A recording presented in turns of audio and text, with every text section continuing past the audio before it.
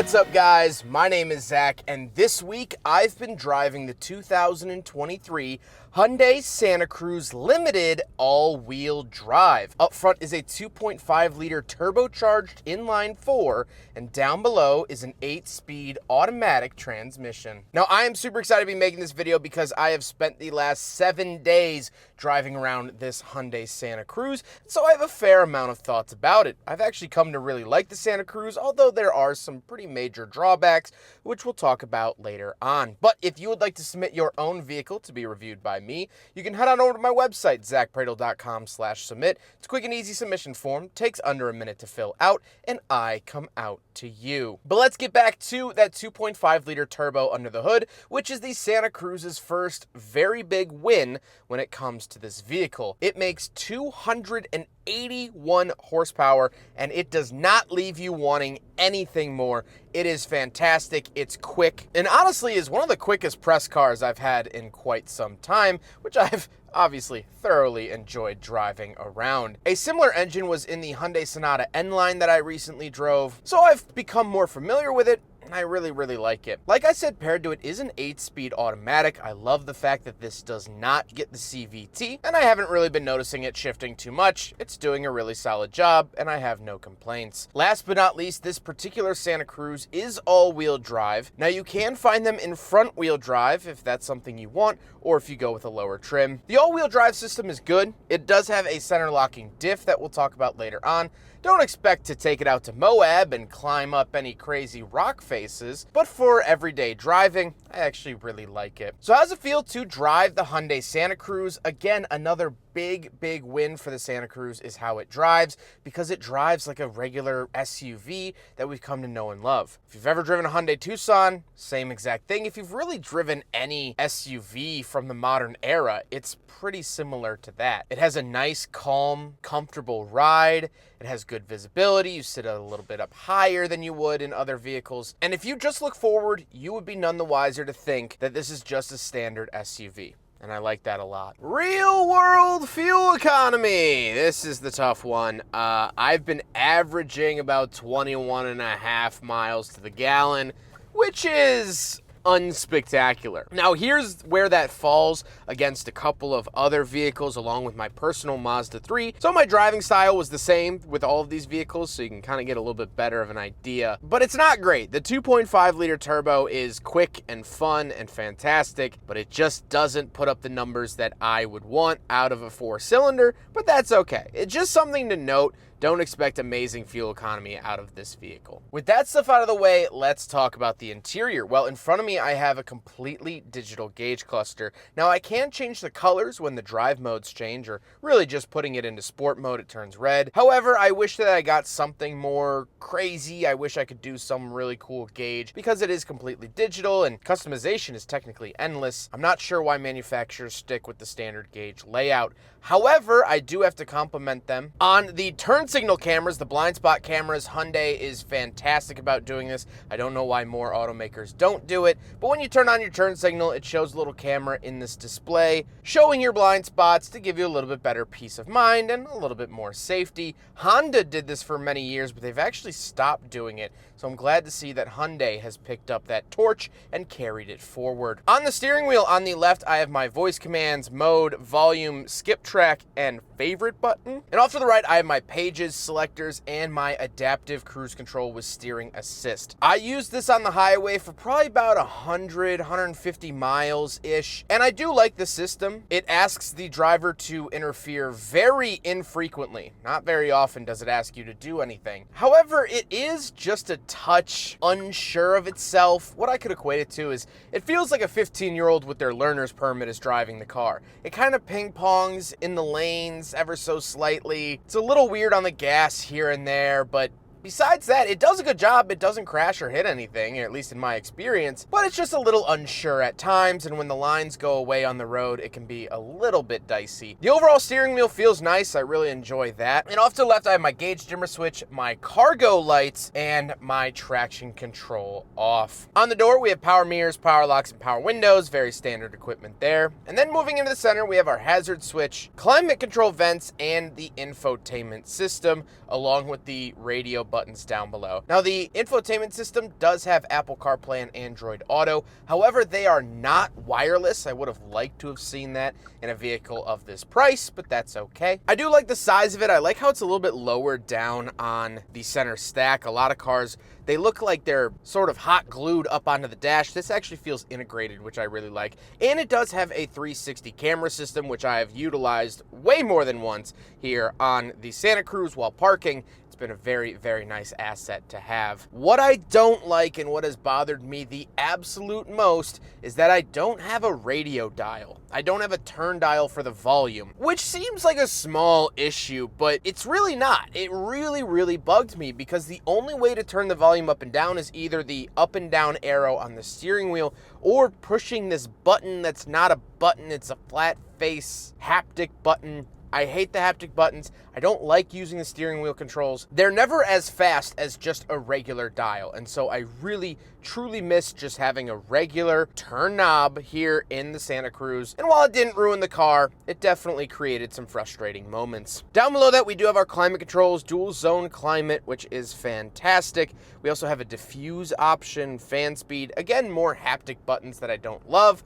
But for the climate controls, at least they're physical and not ran through the screen. Down below that, we do have our USB in for the radio, 12-volt outlet, wireless charger on and off, and a USB-A charger. We do get a wireless charger down below, which I love. Very nice feature, although I didn't get to use it because my phone was always plugged in for Apple CarPlay. Moving up the center stack, we do have the shifter off to left. I love the fact that this is a physical shifter. Unlike vehicles like the Ford Bronco I recently drove that have that stupid turn dial, this is a physical shifter. Gives me a little bit better peace of mind when moving the Santa Cruz. Down below that, we do have our drive mode select. So we do have normal, sport, smart, and snow. We have our auto holding brake, power parking brake, hill descent control, and our camera button. This will toggle on the cameras when you're either parked or moving slowly. Off to the right, we do have cup holders, so we will do a big freaking bottle test here in the Santa Cruz, and unfortunately it fails. I didn't really expect it to pass. Here are the Hyundais that I've tested.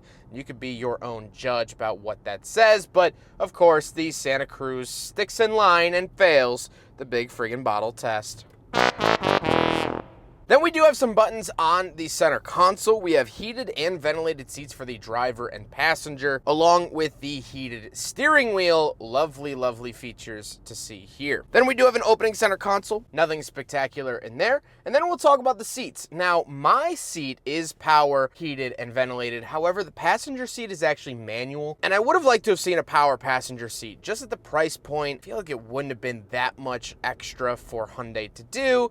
But alas, for whatever reason, they chose to do a manual passenger seat. However, I do find the seat to be rather comfortable. It does sit up higher than I was expecting, and I put it in its lowest setting, and I still felt like I was sitting up a little high, but that's okay. And on the long journey I took it on yesterday, it was fine, and my back didn't hurt. So that was very nice to see. However, speaking of seats, we do have back seats, so let's go do a back seat review. All right, so we're in the back of the 2023 Hyundai Santa Cruz Limited all-wheel drive, and a couple of things to know. First of all, this is my seating position. I could be nicer and move up, but it's still not stellar space. If you prioritize back seats and you're between this or the Tucson that this car shares a platform with, the Tucson is going to be better. Now, you're not going to get the bed of the truck, but just so you're aware, the seats aren't bad. I did fit 4 people in here, and we took it out on a night on the town, and I didn't hear any complaining, so that was all fine and dandy. I do have 2 climate control vents back here, which a lot of vehicles, even bigger than this, fail to put, so I love to see that here in the Santa Cruz. Then I do have 2 USB-A chargers, cup holders in the doors, power windows, things like that. But now, while I don't get a center console, you actually can flip these up, and you get a little bit of storage underneath the back seats,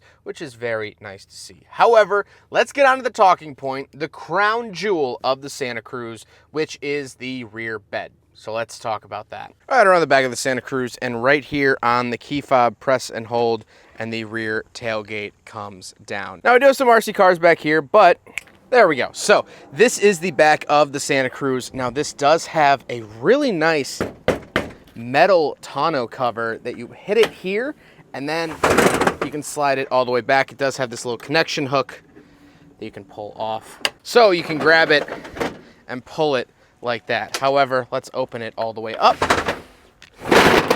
And this is the bed of the Santa Cruz, which I love. I love that Hyundai is making a vehicle like this. I love that they're doing it because this really fills in the gap that was left by the Subaru Baja back in the early 2000s. So love to see that. But this also does have a little bit of a party piece. If you come down here, it says open, you flip this up and you get some extra storage. Now you can use this as a cooler if you want. You can use this as a drain, so fill it up with ice, put your favorite drinks in here, and then you can pull that open and drain the fluids, which is really nice to see. Also, when you do pop this up, obviously it's the middle of the day right now. When you do open this, the cargo lights automatically turn on. So you can see it there, now it turns off. So I love this little container. The Honda Ridgeline also has something like this. It's actually a little bit bigger, but the Honda Ridgeline is a bigger truck, so that fits. Overall, nothing else too exciting. We do have some attachment rails on the side. We do have these lights, and you can open this, you get some storage and a wall outlet back there. So very, very truckly to have a wall outlet in the bed. Love that from Hyundai. So tons of cool stuff. I actually haven't checked this box over here, so I don't know what's in here. I hope it's not like an alligator. Nope, just a box. Okay, no alligators today. That would be rather unfortunate. But here is the back of the Hyundai Santa Cruz. Now we gotta talk about the looks, and this is finished in a fantastic desert sand color. I love it. The name of the color is actually sand beige. I kept calling it desert sand, but I love the look of it. I also love the front end design of the Santa Cruz. I think it's interesting. I think it's unique. It's different. And I just like seeing that in cars. You know, it's not mistakable for any other vehicle besides its platform mate, the Tucson, which gets the exact same nose. With all of that being said, let's get on to my final thoughts. What do I think finally driving a Santa Cruz? I have been wanting to drive this vehicle ever since it released, and I am so thankful that Hyundai sent me this one to test out. Well, I think there's a lot of positives with the Santa Cruz, but let's get the negatives out of the way, and the only negatives have really been the infotainment system and the lack of a power passenger seat. The lack of the volume knob really bugs me. The infotainment system hasn't been amazing. It's one of those things where it's like, but other than that, I really like the Santa Cruz. I will say that breaking into the pickup truck market here in the United States is not an easy thing to do. It's like trying to add a 51st star to the American flag. We take our pickup trucks very, very seriously. And so when Hyundai debuted this, it got a lot of backlash because a lot of truck people were like, that's not a truck. That's like it's a little cut-off SUV. That's a fake truck. Where this comes from in our country, I don't know, but the Australians seem to have gotten it right many years ago. This is what would be called in Australia as a ute, and it has a lot more purpose than just a regular pickup truck. If you have a boat, if you have a camper, if you do a lot of towing and hauling and you have 1,000 head of cattle on your ranch, get an F-150, F-250, or F-350.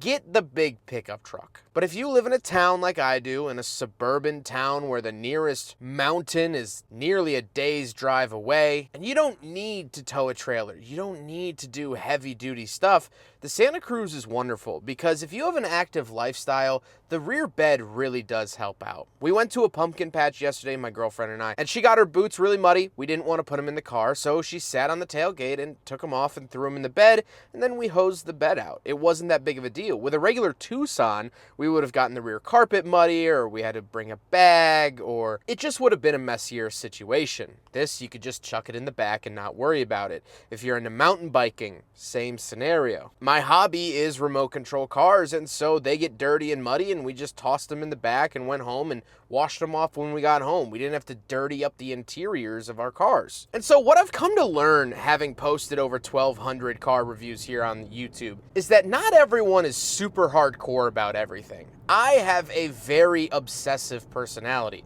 When I learn something new or find a new car, I obsess over it for hours or days, and I want to learn everything about it. I want to be the best about it. And so for me, when I think of a pickup truck, I want the best. I want that Ford Raptor. I want that Ram TRX. I want the top dog. But not everyone's like that, and it's actually a very small percentile that would actually need a vehicle like this. It's a good city truck. I think Hyundai has done a really fantastic job.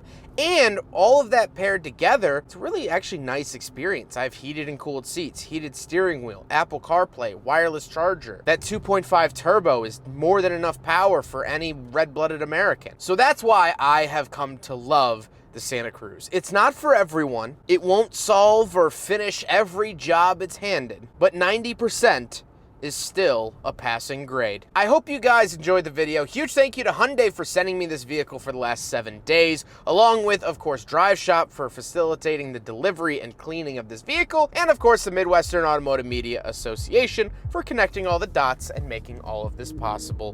But I hope you guys enjoyed the video. Don't forget to rate the video, comment on the video, and subscribe if you really liked it. Take care, guys.